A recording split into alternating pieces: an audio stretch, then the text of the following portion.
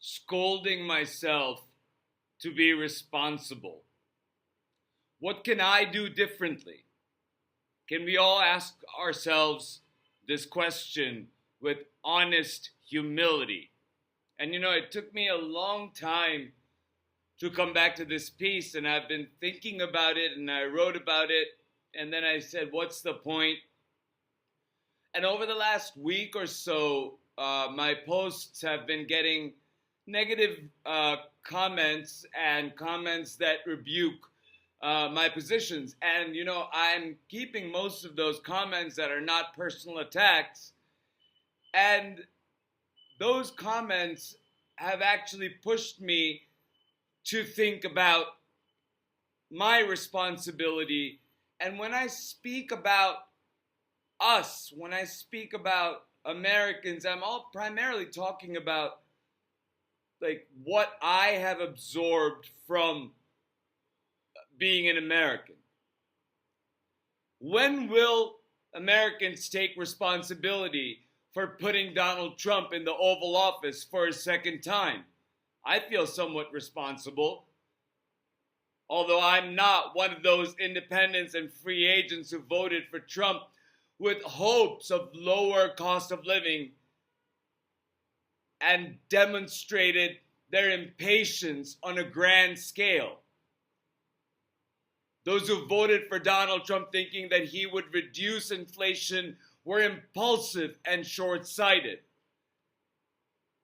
But those who voted for him to racially profile vast swaths of the population and create a white Christian fascist state are getting everything they voted for. And some of them are gleeful about it. This is something that we have to accept as a country. The reality before Donald Trump came back into office was that the Biden administration pulled America back from the brink. That administration inherited a COVID-ridden America where the economy was in free fall. The inflation that came along with the pandemic lasted years, and President Biden worked constantly to bring it down. He cut taxes on fuels, incentivized renewables, and went after companies for price gouging, all to bring down the cost of living. He signed the Infrastructure Act, the Inflation Reduction Act, the CHIPS Act, and gun safety legislation for the first time in 30 years. And his efforts were working solidly.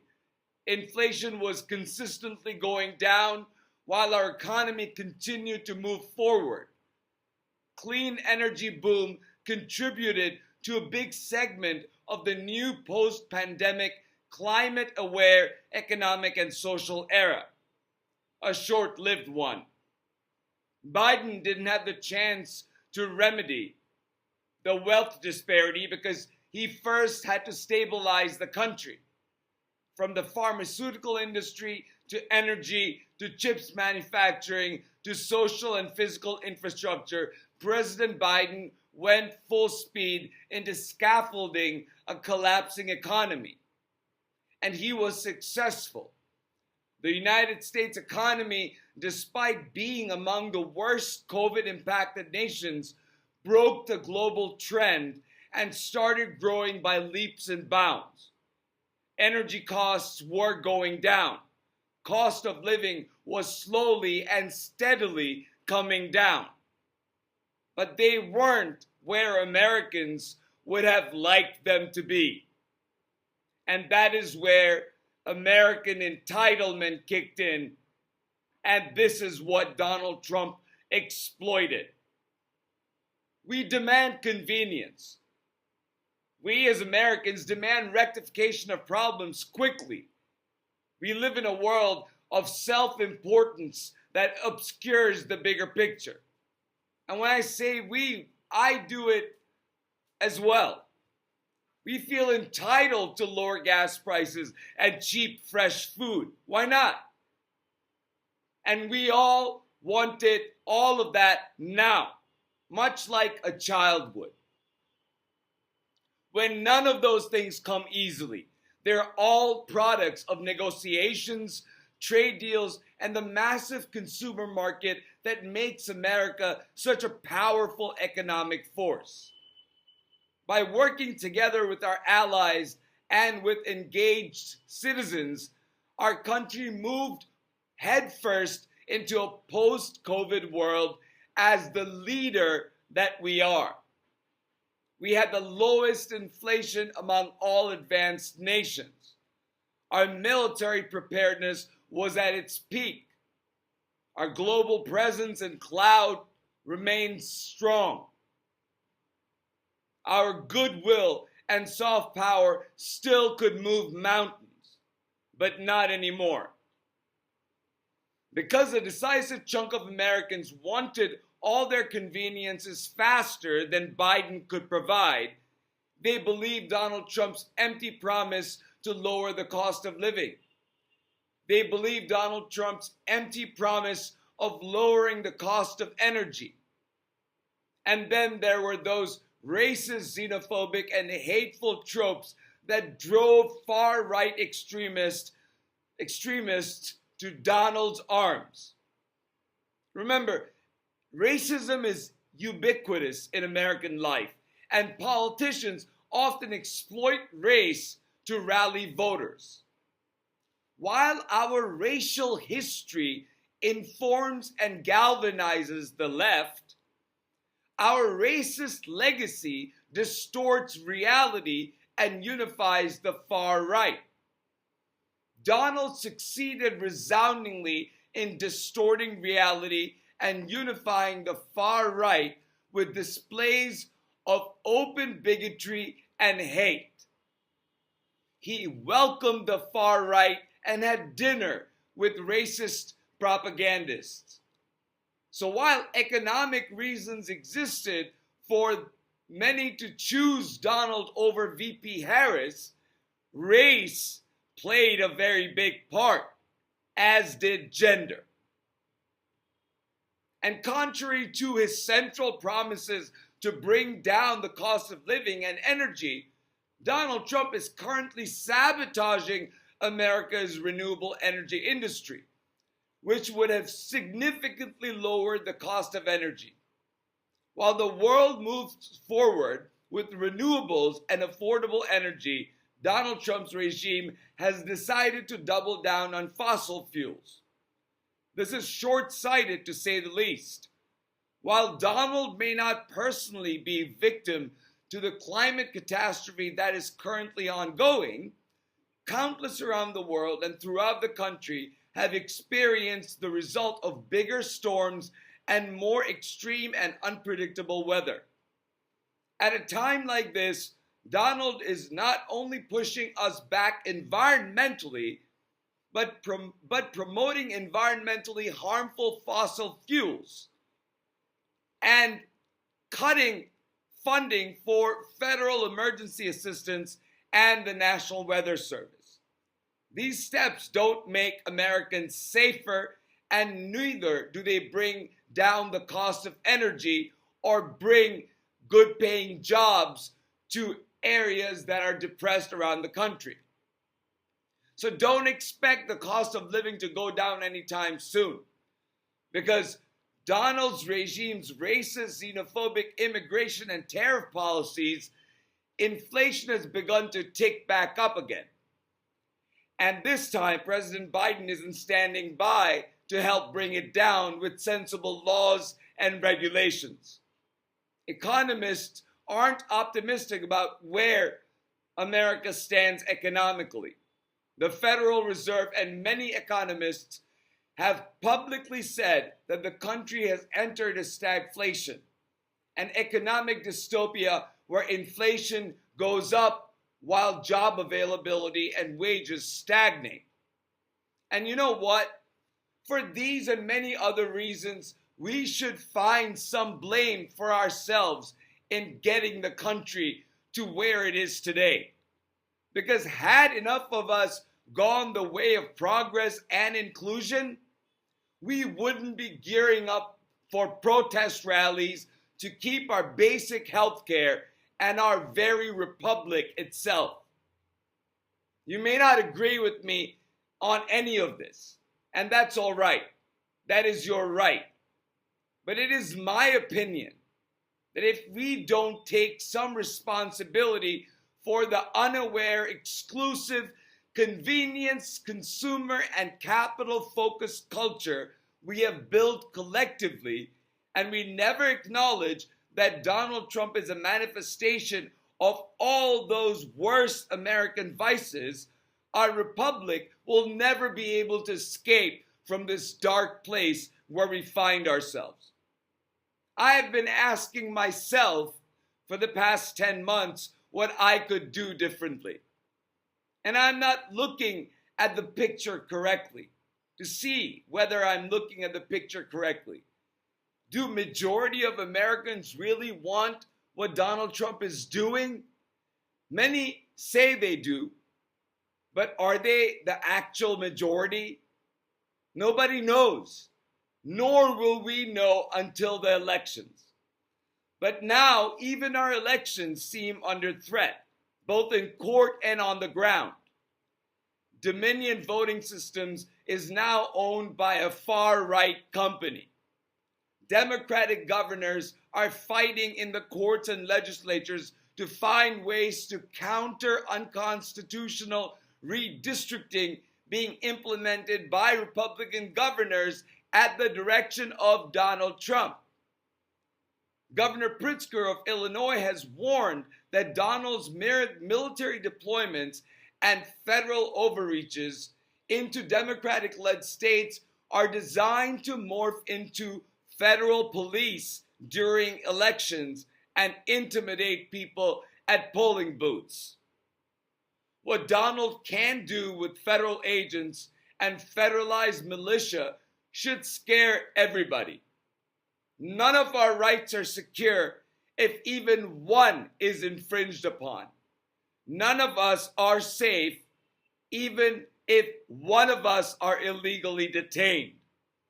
And now we live in a horrific reality where an unknown but more than zero number of American citizens that have been detained by federal agents without their right to counsel or due process of law.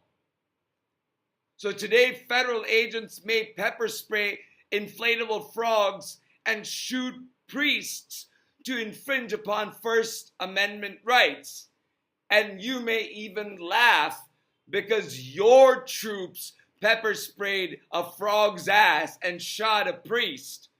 But tomorrow, that same fascist state can very well come into your home and take away your guns, depriving you of your Second and Third Amendment rights. If you think your rights to bear arms is secure in a fascist regime, you will be disappointed. Nothing and nobody except for the supreme fascist leader has the power to designate who bears arms in their empire. If Kavanaugh stops, newly coined short form for racial profiling during police stops, become the routine policy of ICE agents, we'll rapidly lose our Fourth Amendment right against unreasonable searches and seizures. Citizens and organizations have already sued the federal government for past and ongoing violations of First and Fourth Amendment rights. They won't be limited to immigrants. Federal agents have already picked up, assaulted, and detained American citizens while marauding around the country in the name of cleaning our streets and reducing crime. Local and state authorities handle day-to-day operations to reduce crime in their neighborhoods and states every single day. Our society does not need a federal army to keep peace. It isn't economical, and it sets a precedent our founding fathers rejected when they drafted and the states ratified the Third and the 10th Amendments. So please take responsibility.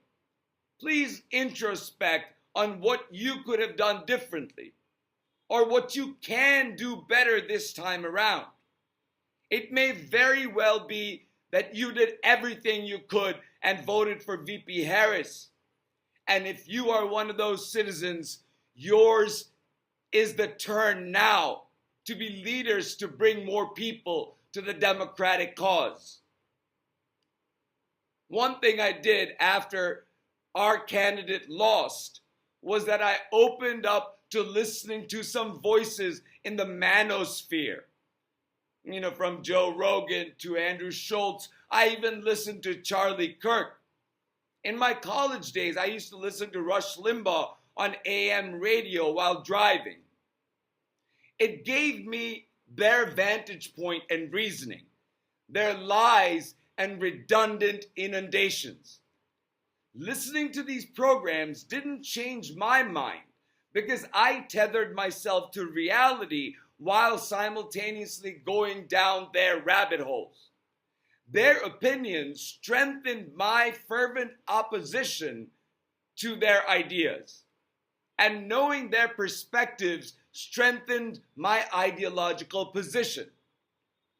Talk radio inundates people more effectively than any other source.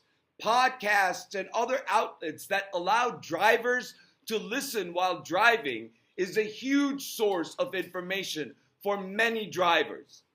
There's no better captive audience. Progressives need to build that media ecosystem in the information and digital age. Far-right influencers have been doing it for decades. Liberals didn't do the groundwork. We relied on mainstream media. But now with media capitulations, progressives and liberals need the community provided by independent media, podcasts, and talk radio. We all can and should make changes to accommodate for the extreme danger our republic faces today. Even a little change in perspective, a little more forgiveness, and a little less hatred can go a long way. Incremental action towards positive change has the best odds of succeeding over time. Remember, on the fundamental issues, a vast majority of Americans agree. We all want our constitutional rights preserved. We all want a lower cost of living and affordable housing. We all deserve affordable health care. We believe Social Security is an earned benefit. We believe in basic education. We believe that the federal government has a responsibility to keep the homeland safe. We agree that our military should not be attacking our own cities. We agree that nobody is above the rule of law. A vast majority of us agree on so much. And the time is now to make our voices heard. With that said, thank you for listening. This went a little long, but I've been thinking about this for quite some time. And I think that I need to take responsibility in how I approach and look at occurrences and call them out for exactly what they are. I believe that that's what I've been doing, and I've even opened up my perspective to far-right thought leaders to be able to see whether they're making a point or not. And majority of the time, it is bigotry and racism and hatred and xenophobia and sexism and misogyny that drives these far-right ecosystems. But you get to understand where they're coming from and find logic to weave them out of those fallacies over the course of time. Even Joe Rogan right now, for example, is distancing himself from Donald Trump and breaking with the Trump regime on a lot of issues. And 2020, hindsight is 2020, but Right now, we have a chance to stop and look at things on a real perspective and respond to the threat that our republic faces in a real, substantive, reality-based way. Thank you so much.